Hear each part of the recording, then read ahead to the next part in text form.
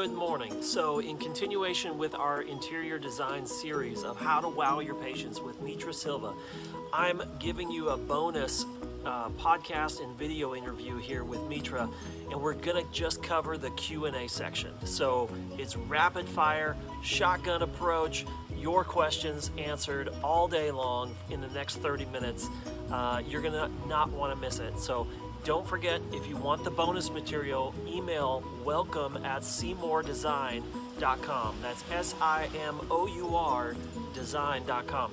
So lean in and listen. You're not going to want to miss this Q&A session. Ready for Q&A.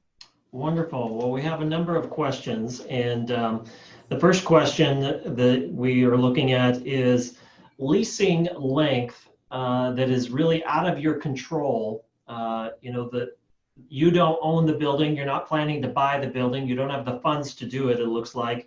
But the question is, how important or how much, what's the limited term I should be signing on a lease if I'm investing in design?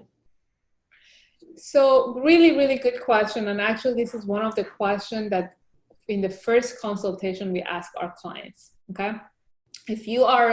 It depends if you're a startup or if you're like into your practice 3 to 4 years, it depends on the specialty and everything else. But overall, my recommendation, the longer you stay in the space, minimum at least 5 years. And if you can do a 10 years lease, it's fantastic, because building your reputation, every dollar you spend is very intentional, unless you know, like after 3 years, you want to go buy your own building.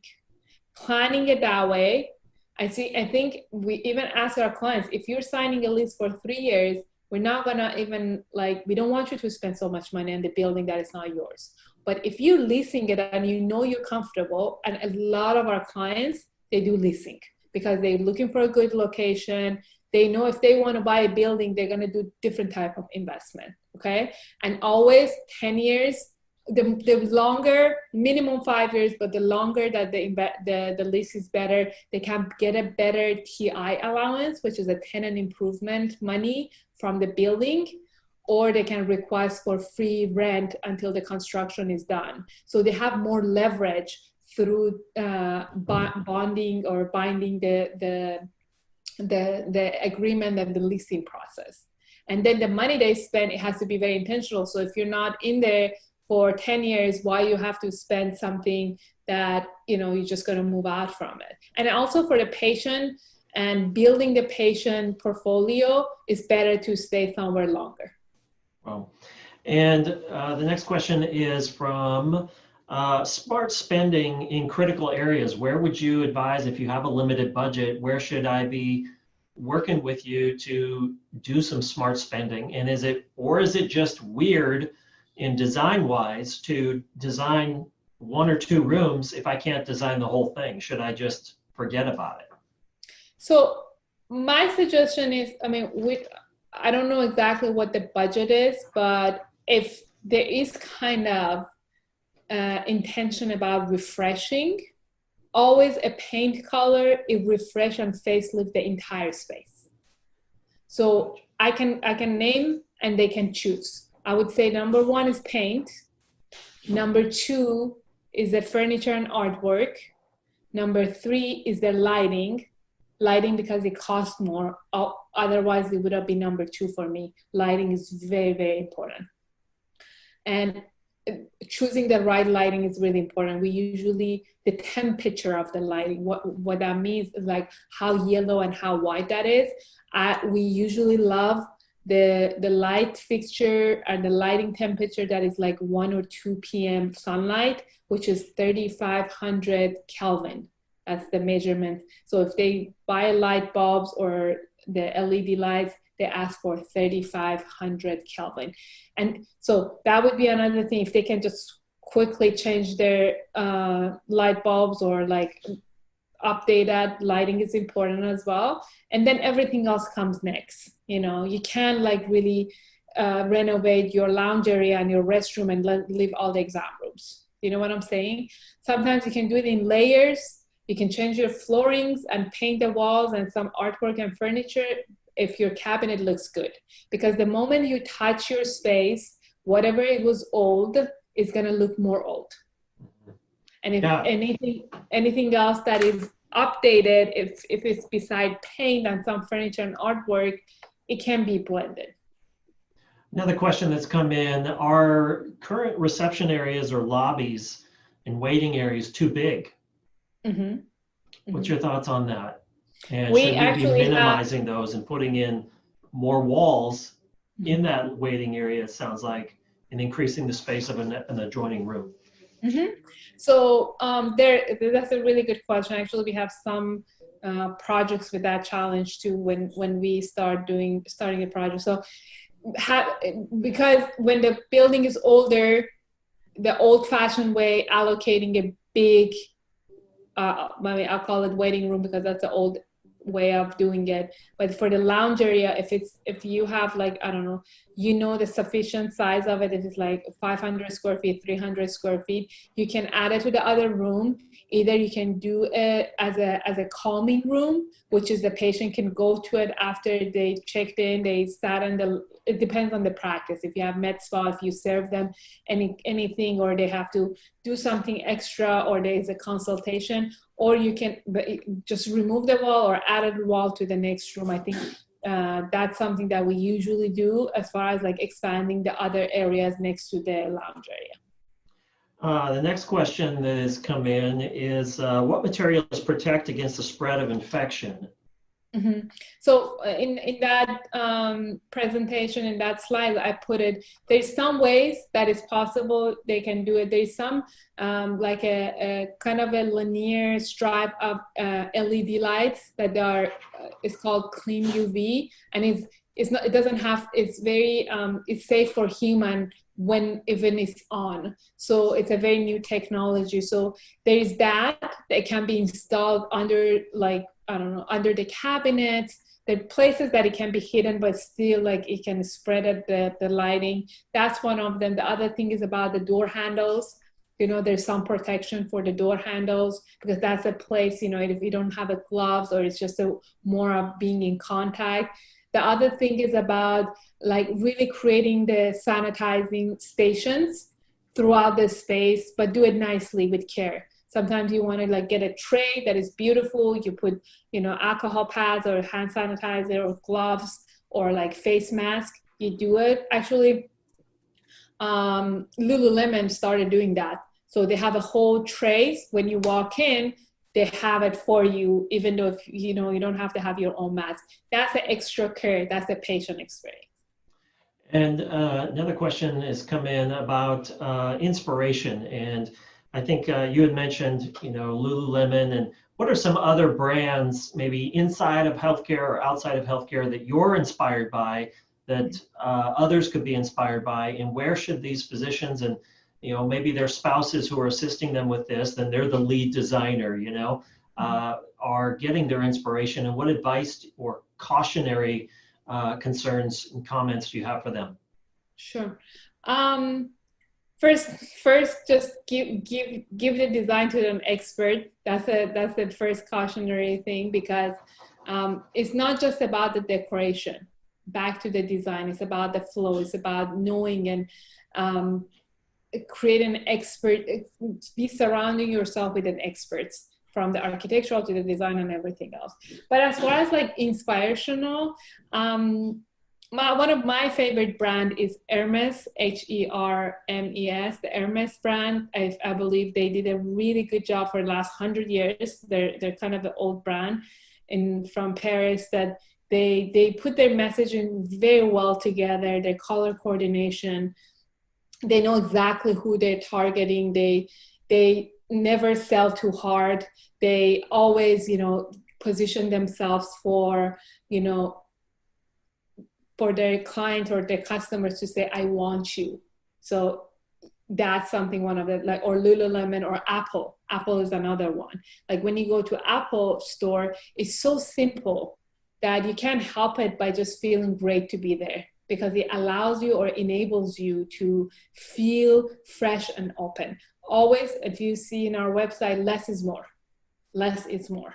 So that's cautionary thing. Less is more. It doesn't have to be a lot of accessories and furniture and a lot of spending a lot of money on different things. It's about simplicity.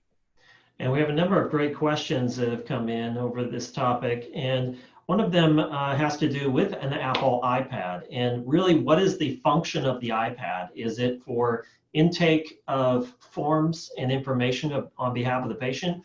Or is it to replace magazines that are germ and bacteria captures? Sure. So there are three things. There are three ways to use the iPad. One of them can be filling out the form or, going through it, or if they already filled it out, they're just getting their e-signature, and then they clean it, they hand it to them, like the team can do that. The second thing is the magazine that you mentioned, if they would like to, they request it, or they can ask that the team or the receptionist can ask them, like, would you like, to just have an iPad, just sit down and, enjoy the time that you're waiting. And the third thing is about like asking them while they're doing their paperwork, they ask some questionnaire, this can be a very intentional understanding. It depends on the practice. If the practice is more in aesthetic or is in dental or some sort of specialty, there's a company that we work together that they create these apps, the questionnaire, that they answer, do you like black car or white car? Do you like this or that? It's a very psychology question. So as soon as the patient gets to the exam room, the doctors knows exactly what kind of character they're going to deal with. So it can be an intake tool to serve the patients better with the psychology question. Well, another question that's come in is how important, and this looks like it's a twofold question, how important is the offering of a beverage as well as the design of the restroom? So two questions in there. Yeah, the first one is absolutely an amazing attitude, or kind of a saying we care, with offering water. Okay, as simple as water. I don't know right now, especially with COVID, with like drinks and everything else that is open, just a small bottle of water that can be like wrapped in napkins or anything else. That's like a very extra touch, which is very inexpensive, but it's just that extra care. And second thing is, one of the top focal point of ours is restroom. Restroom is the place that you get your undivided attention of your patient. So especially with women, we all check out the restrooms. That's why the hotels and the hospitality, they spend a lot of time, money, and energy and design into the restroom, because that's the place that the patients really you can capture their attention and you say the message, we care. This is the design that we put in. And we're going to come in for a landing here with 6 more questions. I know this will be our lightning round. And our guest today is Mitra Silva. She is the CEO and founder of Simour Design. You can look at her beautiful designs and offices and work that she's done at simourdesign.com. You see it right there. But as we come in for a landing here, how much does the exterior of the office play a role in creating remarkable experiences for the patients? We've seen many designs that are great once you walk in the door, but you had no idea that this hidden treasure trove, this treasure chest of a doctor's office was hiding behind this door inside of this terrible looking building or drab hallway. Mm-hmm. It depends. If they do their branding and marketing right, because everyone nowadays look at Instagram, Pinterest, they tag each other, they're looking at the rating, it can be a winner. But if there is a budget, not all of our clients, they have the luxury to own the building so they can do things exterior wise. We have some clients that they bought their own buildings. If there's a budget, absolutely. But I would not make it a big concern, honestly, gotcha. Because you can just absolutely rock it with like really good rating, care, and people find you. There's a restaurant that is in New York, and it's a Japanese restaurant. It has no name, You cannot find them online. It's only with word of mouth. And they're booked for weeks and weeks and weeks. So just understanding that concept, that be the creator of the raving fan. To me, that's more important. Wow. And our next question is New World floor plans. We'll just title that as kind of the 6 feet social distance floor plans. How much, given your design experience and working with several different types of specialties in healthcare, how common is this? How long will this last? Is this something that is going to last for a few more years, you believe, in the design world? It's going to be starting to be incorporated into offices. What's your thoughts on the social distancing and New World designs? So I wish I had a good answer to say it's going to go away or it's not going to go away. I don't have an answer for you, but what I can tell you, the clients that we have, that they absolutely created trust with their patients and they know how to do the scheduling, they don't have problems. So when the patient comes, they sit down as if like they go anywhere else, right? So they sit down, and the simplest way to not just renovating or anything else, reconfigure your furniture very fast. Invest into good furniture, or if you have a good one right now, just make a distance out of it. You can look at that floor plan that I put on, and automatically patients would not sit next to each other regardless. If you create that trust that they care and that your scheduling is really good, and also you as the leader of the practice, as a doctor with your team, don't make a big deal out of it, because it's not about the fear, it's about inspiring. Inspire your patients to be there and want you, and that should not be a problem. Our next question, and we have a couple more questions, is when the patient arrives, and how important is it that they continue to stay productive if there's a continuous waiting? Usually there's a 20-minute wait. How important is to create an area where that patient can still remain productive while they're in your office, not just sitting there? Very important. I personally experienced that a lot, and I have a very high standard, and my time is extremely valuable, and everyone else that time. If you're dealing, again, knowing your demographic, going back to the beginning, okay? If you're dealing with woman center and all of this, you have to know how to keep them engaged. Okay, engaged doesn't mean to continuously and consistently entertain them.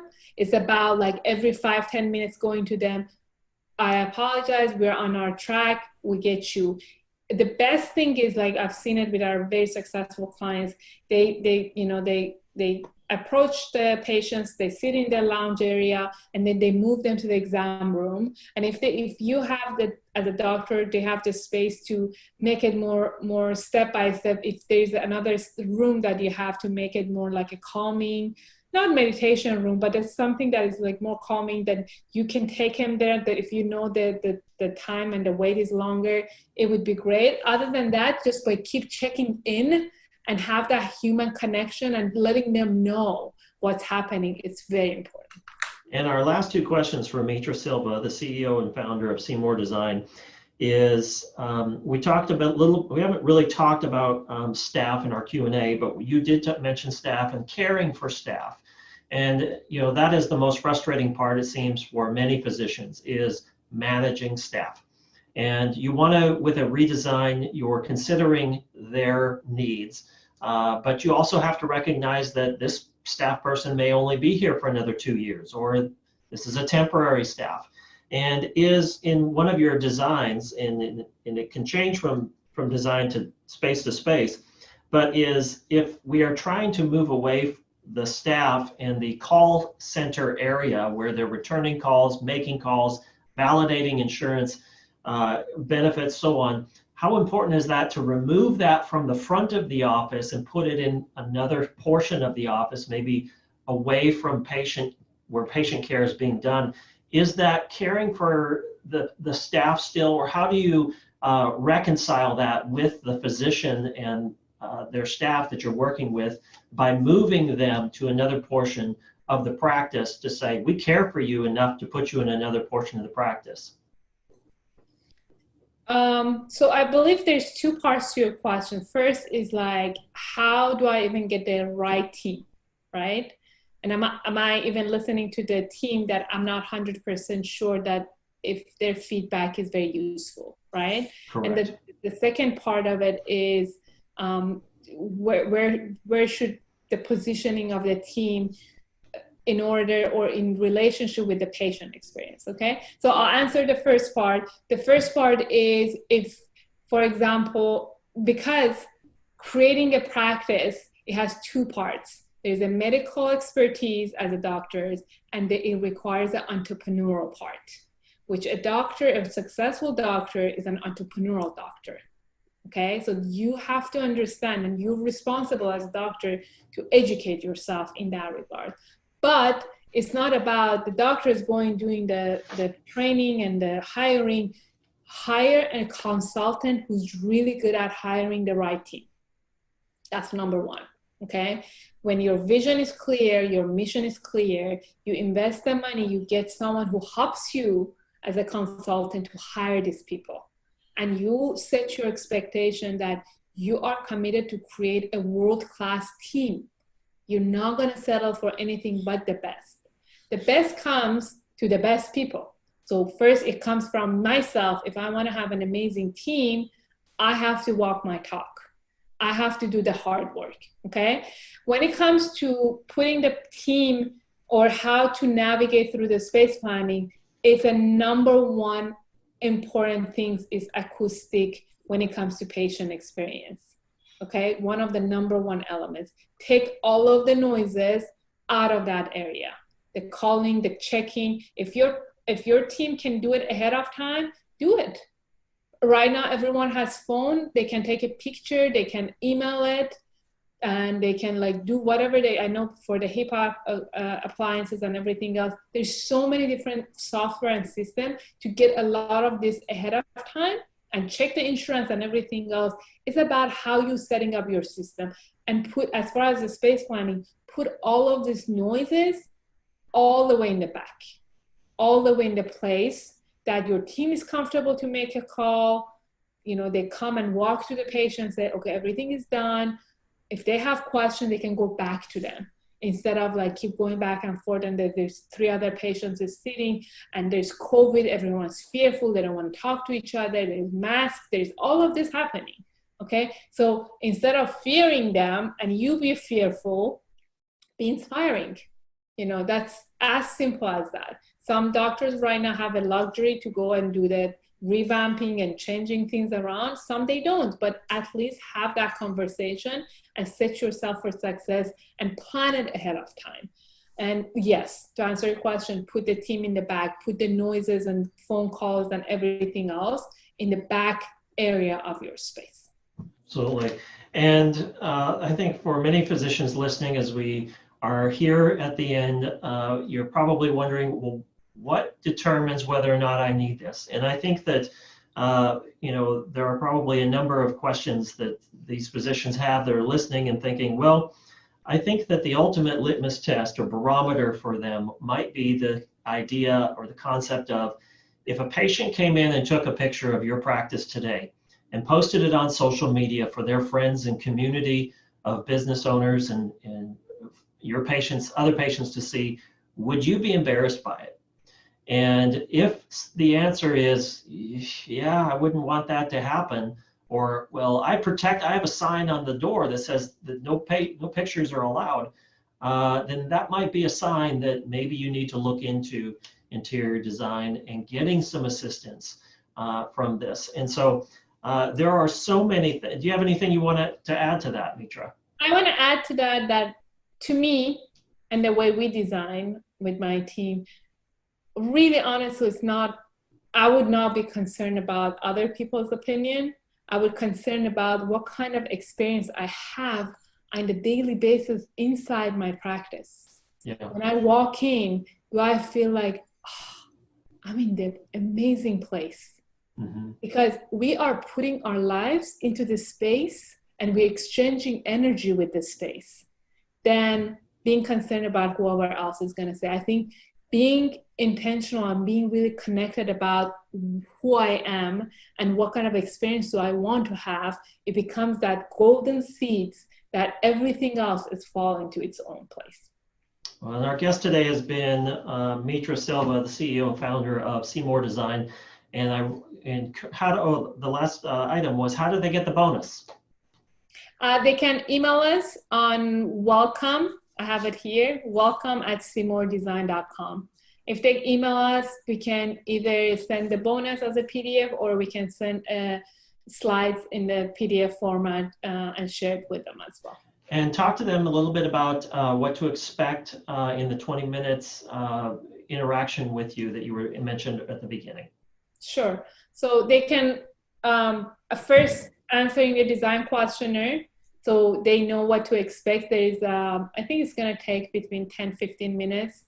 And also, when I see there's some placement for attachments, pictures or floor plan or some ideas that they have, or how, like some sort of information that it can be provided, then I can walk them through with asking and following that design questionnaire of like, what is that world-class space can be created? What is the potential of your space to be able to enable you to create a world-class space? So I give some tips, I ask some questions, and if I cannot help, I will make sure that I will guide you through the right direction. You know, sometimes you don't really require to renovate your entire space, okay? There's some website that you can just hire a decorator that is just gonna help you with the minimum amount, but at least you think about it. So when they come to the design consultation, my intention is to add as much as value, and hopefully to give you the clarity of what would be the best way to go to the next step. Wow. Well, our guest today has been Mitra Silva, the CEO and founder of Simour Design, and we're so grateful for your time. Your expertise has been invaluable. You said something to me a few years ago, you know, when a patient sits in a chair that even cost $1,000, let's say, that patient, you've just made them feel like $1 million. And those types of things and that type of expertise has been invaluable for so many doctors already. And concierge medicine sets the example and sets the bar very, very high for others, as well as plastic surgeons, dentists, some. And so we're starting to see an element of behavioral design and neuroscience and design and interior colors put into healthcare that really take away the distractions that we have as patients, because I'm not a physician, but I am a patient, and I know what it's like to sit on the other side of the exam room from a physician, kneecap to kneecap. And I know that, as any of all of you listening do, that there are so many distractions from walking in the door to finally getting to see my doctor. There's all of these things in between, and those things can be very distracting from the message of health and wellness that I'm trying to get to, that I'm having that communication between my doctor and patient. And you are very much helping and assisting in that process by eliminating distractions and creating an element that is creating great word of mouth for patients to keep them coming back again and again and again. And when a patient feels appreciated, they will do more than is expected. And so thank you so much for your time, your expertise, and what you're doing for doctors. My pleasure. Thank you for listening.